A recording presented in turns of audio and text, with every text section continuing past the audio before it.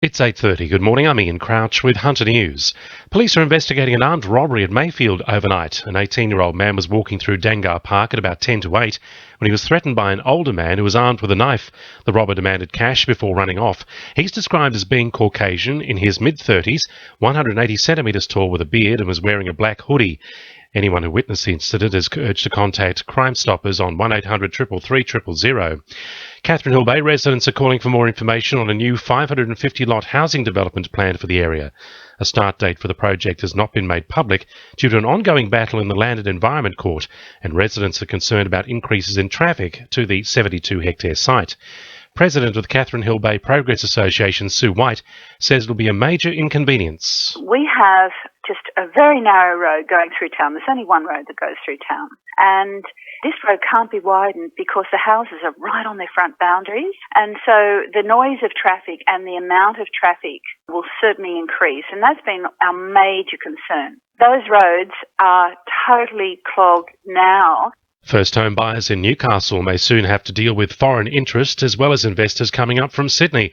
Soaring house prices in the capital city are forcing buyers out of the market and into areas like Newcastle.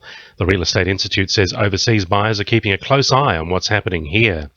Paterson MP Bob Baldwin is encouraging the Hunter community to take part in a new online survey about country of origin in food labelling. The survey aims to create a more direct system for food labelling, giving consumers a clearer indication of the origin of foods on the market.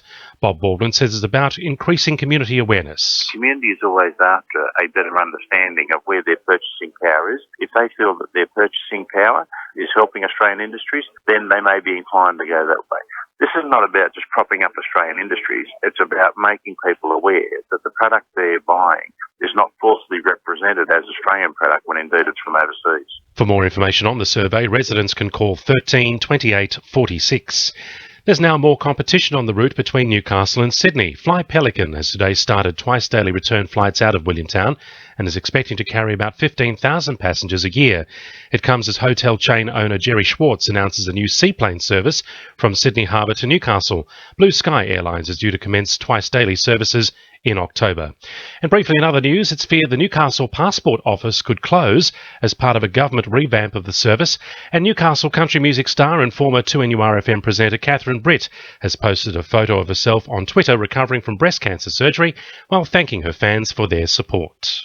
Sport for our sponsor, newcastlecheapestcars.com.au. Kurt Gidley's record remains untarnished after the NRL judiciary found him not guilty of a dangerous contact charge.